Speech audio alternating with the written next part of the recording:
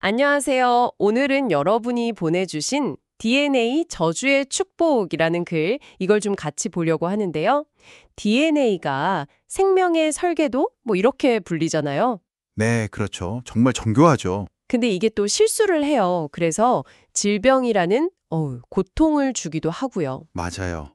그게 참 아이러니한 부분인데, 근데 이 글에서는요, 바로 그 불완전함이 사실은 생존과 진화를 가능하게 한 어떤 축복이었다, 이렇게 말하네요. 네, 굉장히 흥미로운 관점이죠. 왜 완벽하지 않은 유전 정보가 오히려 생명 유지에 필수적이었는지 그 역설을 한번 파헤쳐보죠. 자, 우선 DNA 복제, 이게 얼마나 정확한지부터 좀 짚어볼까요? 네, 우리 몸 안에서 그 30억 개나 되는 염기쌍이 복제될 때요. 오류가 1억 개당 1개꼴. 거의 안 틀린다는 거잖아요. 그렇죠. 정말 대단한 정밀도예요. 이게 뭐랄까, 엄청난 속도로 타이핑하는데 오타가 거의 없는 그런 느낌이랄까요. 와, DNA 중화효소라는 게 핵심인데요. 얘가 복제를 하면서 내장된 교정 기능으로 실수를 바로바로 잡아요. 스스로 고치는군요. 네. 그리고 또 다른 여러 수선 시스템들이 계속 오류를 찾아내서 고치고 있거든요. 그러니까 2중, 3중으로 체크하는 거죠. 거의 완벽에 가깝네요, 진짜. 네. 근데 거의라는 게 또 중요하네요. 아주 드물게 실수가 생기고 맞습니다. 바로 그 점이죠. 그게 돌연변이가 되는 거고요. 네, 그렇습니다. 그리고 이 돌연변이가 만약에 생식세포, 그러니까 정자나 난자에서 생기면요. 그럼 자손에게.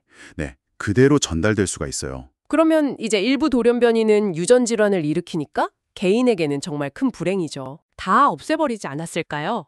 오류 없이 완벽하게 만들면 좋잖아요. 네, 정말 중요한 질문이신데요. 여기서 이제 개인의 관점하고 종 전체의 관점, 이게 좀 달라져요. 개인과 종, 어떻게 다른 거죠? 자연 선택이라는 게요, 당장 한 개체의 행복이나 안녕, 이것보다는요, 종 전체가 다양한 환경 변화 속에서도 살아남을 확률, 이걸 높이는 방향으로 작용하는 경향이 있거든요. 그러니까 개인이 겪는 불행이 종 전체에게는 이득이 될 수도 있다. 와, 이거 조금 받아들이기 어려운데요. 그렇죠. 그렇게 들릴 수 있죠. 근데 약간 이렇게 생각해보면 어떨까요? 네, 돌연변이 때문에 생기는 그 유전적 다양성 있잖아요. 네네. 이게 마치 종 전체가 미래의 어떤 불확실성, 예를 들어 새로운 질병이 돈다거나 기후가 확 바뀐다거나 이런 거에 대비해서 들어놓는 보험 포트폴리오 같은 거예요. 보험 포트폴리오요? 네. 만약에 모두가 유전적으로 완전히 똑같다면요. 어떤 치명적인 환경 변화가 왔을 때 그냥 다 같이 멸종할 수도 있어요.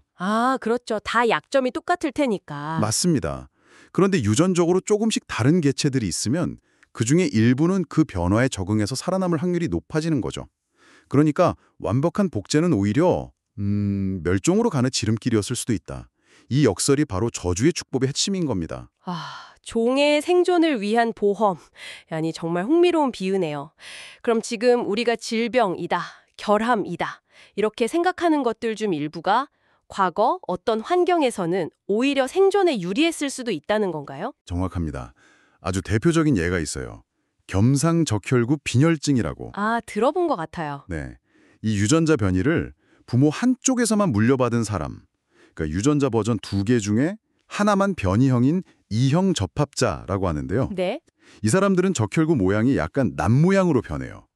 근데 이게 말라리아 원충이 적혈구 안에서 잘 자라지 못하게 만들어요. 그래서 말라리아에 잘 안 걸리는 거군요. 그렇죠. 말라리아가 아주 흔한 지역에서는 이게 엄청난 생존 이점이 됐던 거예요. 결함이 오히려 생명을 살린 거죠. 와, 신기하네요. 또 다른 애도 있을까요? 그 낭포성 섬유증이라는 유전자 변이도요. 예전에는 콜레라 같은 질병이 유행할 때 탈수 증상을 좀 완화하는 데 도움이 됐을 수 있다는 연구 결과도 있어요. 그렇군요. 네. 더 나아가서 최근에는요. ADH나 자폐 스펙트럼 ASD 같은 신경발달 특성 있잖아요. 네. 이것도 진화적인 관점에서 다시 보려는 시도들이 있어요. 그런 특성들도요? 어떻게 보는 거죠? 예를 들면 ADH의 빠른 주의 전환이나 충동성 같은 거요. 이게 과거 수렵 채집 사회에서는 포식자를 빨리 알아채거나 아니면 새로운 환경을 탐색하는데 오히려 유리했을 수도 있다는 거죠. 그럴 수도 있겠네요. 그리고 ASD의 어떤 패턴 인식 능력이나 특정 분야에 깊게 몰입하는 특성 같은 거요. 이게 뭐 도구를 만들거나 생존 전략을 짜는 데 기여했을 수도 있다는 가설이에요. 그러니까 환경이 바뀌면서 그 특성이 불리함으로 더 드러나게 된 거다. 이런 해석이군요. 네, 그렇죠. 과거에는 오히려 유용한 특성이었을 가능성을 탐구하는 거예요. 와, 정말 관점을 바꾸니까 새롭게 보이네요. 이런 어떻게 보면 좀 복잡한 개인의 희생과 종의 이득, 이 관계를 설명하는 또 다른 관점 같은 것도 있을까요? 네, 이런 현상을 이해하는데 리처드 도킨스의 이기적 유전자 개념이 좀 도움이 될 수 있어요. 이기적 유전자요? 네, 이 관점은 우리가 보통 생각하는 거랑 좀 다르게 봐요. 개체, 그러니까 우리 자신은 유전자를 다음 세대로 전달하기 위한 일종의 운반체나 생존 기계에 가깝다는 거죠. 유전자를 위한 운반체. 그렇죠. 유전자 자체 입장에서 보면 자기 복제를 성공시키는 게 최우선 목표예요. 그래서 약간의 변이, 즉 돌연변이를 허용하는 거죠. 왜냐하면 환경이 어떻게 변할지 모르니까 다양한 유전자 버전을 만들어놔야 어떤 버전이든 살아남을 확률이 높아지잖아요.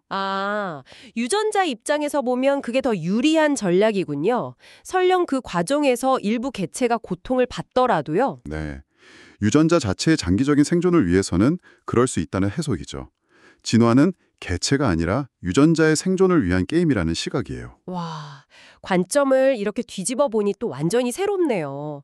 결국 DNA의 실수라는 게 단순한 오류나 결함이 아니라 예측 불가능한 미래에 대비하기 위한 뭐랄까 생명의 창조적인 전략일 수도 있겠다 이런 생각이 드네요. 맞습니다. 개인에게는 분명 저주처럼 느껴질 수 있는 그 불완전함이 종 전체의 역사를 길게 보면 생존과 진화를 이끌어온 축복이었던 셈이네요. 네, 그런 셈이죠.